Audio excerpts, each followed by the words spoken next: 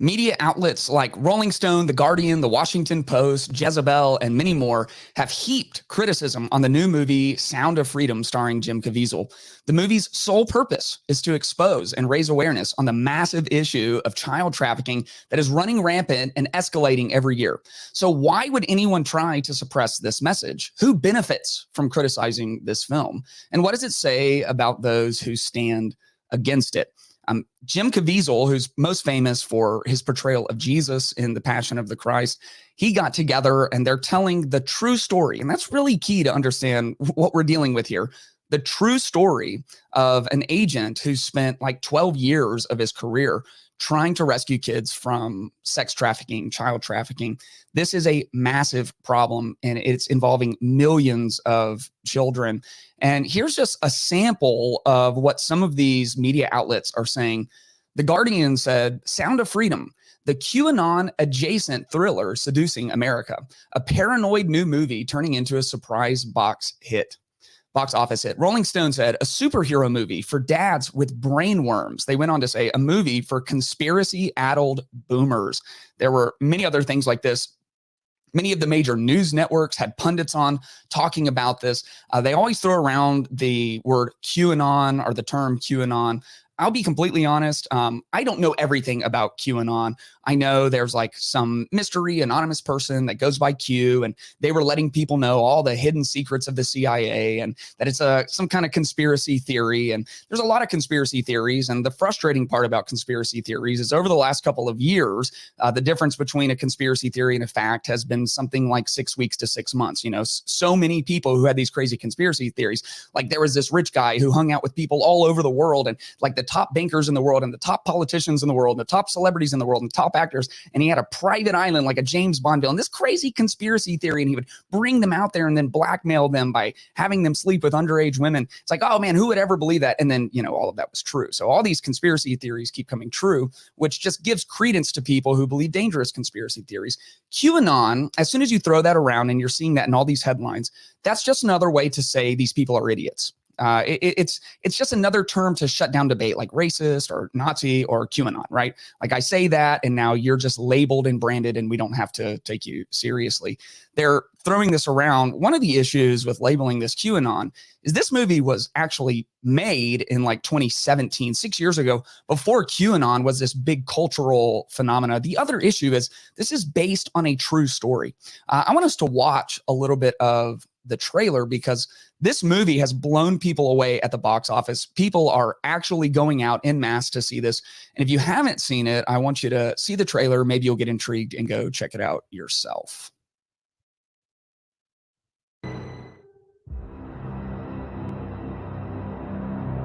How'd that make you feel? Giving a child his freedom. Felt good. You have been at this for 12 years. My country, 'tis of thee. Why are you doing it?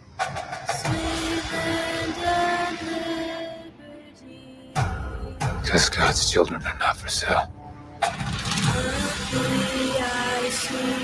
It is the fastest growing international crime network that the world has ever seen. For Homeland Security, you know we can't go off rescuing Honduran kids in Colombia. This job tears you to pieces. And where my fathers died. And this is my one chance to put those pieces back together.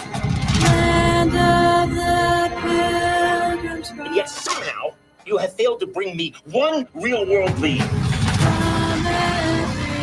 It's over, Tim.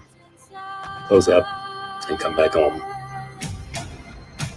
So you quit your job and you go and rescue those kids.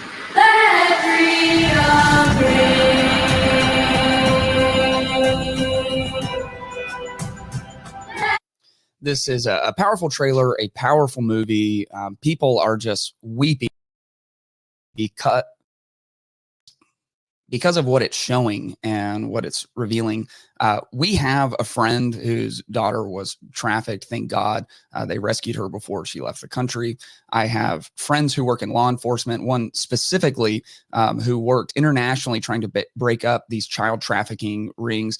As the trailer said, it's the fastest growing organized crime network like in the world. This is a massive problem, and this movie is based on a true story.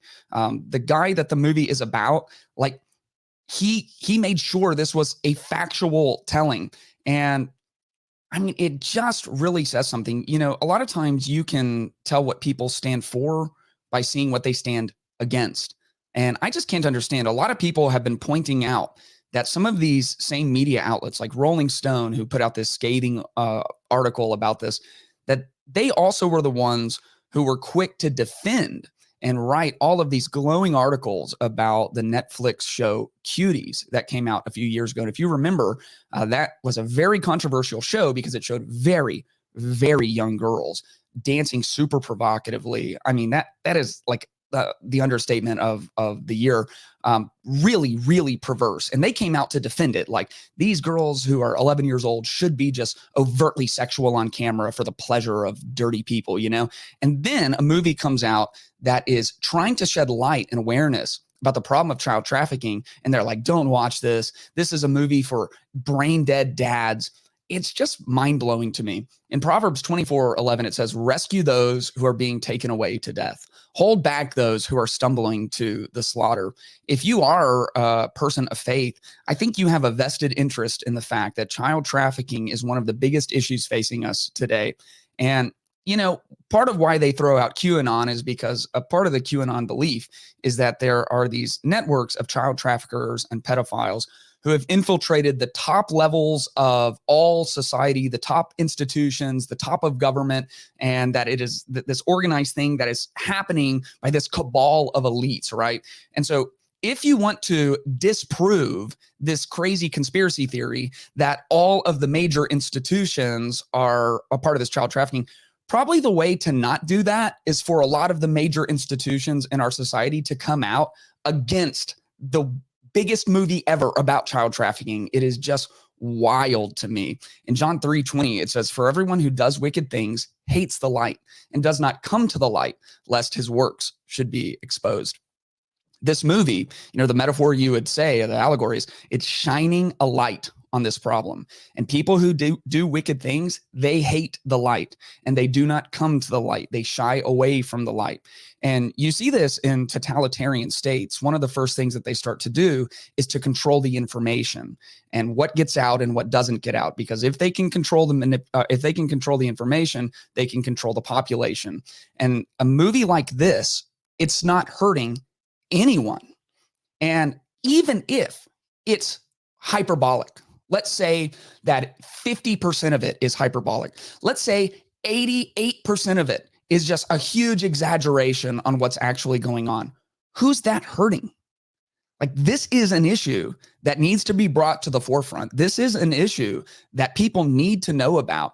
And at minimum, it is a bad look to come out against a movie that has this goal. It is a bad look to try to discredit it by just throwing the label QAnon at it and ridiculing the people and saying it's just for conspiracy-addled boomers. No, it's not. It is for children who are being trafficked around the world, living in the most horrific, terrifying position that you can imagine, the most innocent people among us living in. That's happening by the millions, and something needs to happen about it. And part of what you do is you raise awareness. One of the things that would happen in Israel's history in the Old Testament of the Bible is you would have some good kings, but you had a whole host of bad kings.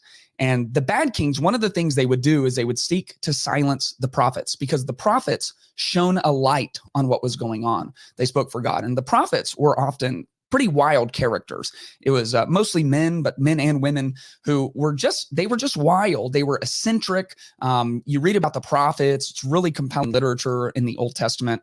One king in particular, King Ahab, he married Queen Jezebel. And when Jezebel got to Israel, the first thing she did was try and kill all of the prophets, anyone who might shine a light on their evil, who might expose the works that they are doing. And of course, Ahab and Elijah and Jezebel met their match in Elijah. Elijah came and he took on all of the false prophets and he defeated all of them. His God would ultimately have the victory. And I believe we can have victory in this as well. And I'm so thankful that so many people are beginning to see this for what it is. Remember, evil kings always kill the prophets. We should not be afraid of the light. And thank God for a movie that is shining light on such an important